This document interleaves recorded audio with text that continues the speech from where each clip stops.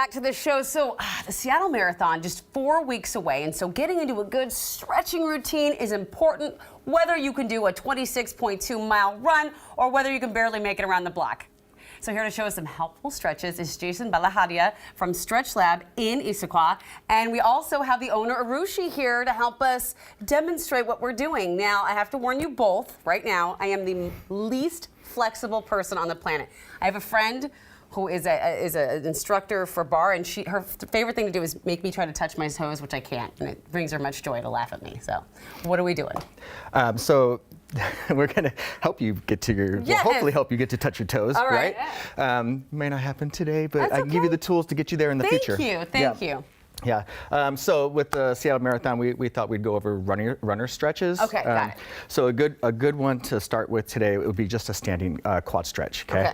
So what we're going to do is you're going to take your leg. We're going to stand up nice and tall. Okay. I'm going to have you take your left leg. And you're going to bring it right up. Yep, right up to your glute. There we go. Now I want your knees in line, shoulder blades down and back, right? And we're going to squeeze that left glute and push into that left hip just a little bit more to get a little deeper into the stretch. Oh, I see it. Okay. Yep.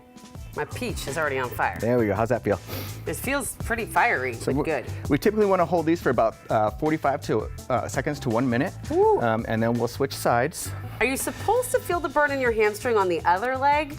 Well, that's just because you're standing on that, and it's stabilizing you to help you hold you up. Okay. If you are, it's a good thing too, though. That's a good thing, right? Yep. Feeling the burn. Okay. So we do this for 45 seconds on this leg, and then we do the next leg? And we'll do the other leg the same, right, for about 45 seconds. Okay. 45 to a minute. All right, well, in the interest of saving time, we might want to move on. We'll move on, absolutely. And then I can hold on to Arushi while I'm doing the other leg. How about that? Is that okay with you? Go ahead. Look at that, you are very balanced. Okay, so once we're done with the quad stretch, what do we do? So then we'll come up, and I'm gonna have you go with your right leg forward. Okay. Okay, and we're just gonna hinge at your hips, and we're gonna reach down and grab your toe, or close to your toe, maybe your shin, and I just want you to just a tip. Yep, sit into that hip and lift your chest. Okay, lifting my chest. You should feel that in the back of your leg. That hamstring that was just on fire is now getting stretched. Oh, I feel my peach back there getting stretched too. Absolutely. This actually feels really good. Yeah, you might be getting a little calf too in there as well, and that's 100% okay. Oh, this actually is a really good stretch. Okay, that felt good. What's next? So both sides, right? And all right, well, let me even out real quick while you're talking about the next stretch. Just a quick one. So our next one, we're going to do a figure 4 stretch. So some people can, this is standing, some people might need a little help from a partner. Okay, right? hey. But we'll take that, your left leg, we'll fold it into a figure 4. And then I'm just going to have you sit right into that, right? Okay. So this will be your glute. Whoop. I got this. Hold on. Wait, no. Yeah.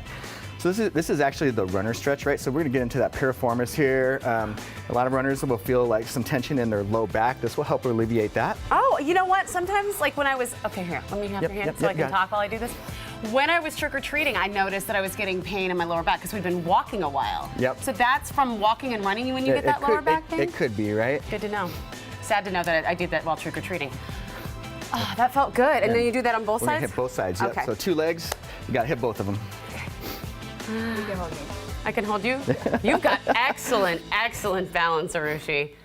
Actually really feels so good in the hips. It really does. Oh, I like that. All right, and then like final one here for the lower body, we're gonna go into a nice runner's lunge. We can drop that back knee all the way to the floor. Okay. You're up on your tippy toes on the back. Okay. And I want you to tuck your tailbone and push into that hip flexor. So another reason you may get some low back soreness or pain while running would be your hip flexors as well, right? So those are really tight. We want to make sure we open them up. I see. You know, I have to say, even if you aren't running, these stretches feel great for just doing in the morning. I mean, I know that I felt really sore and I could barely, actually sometimes when I try to put my leggings on in the morning, I'm like, oh gosh. So, you know, I have to just ask, why is stretching so important? Well, stretching is so important because it increases your range of motion. It decreases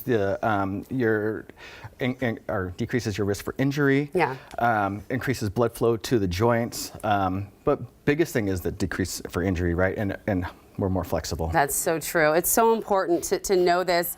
Thank you so much for being here. I cannot wait to check out Stretch Lab in Issaquah. Like I said, I may not run a marathon, but I want to be limber and feel good, and that all felt so good, so thanks to both of you. Coming up next.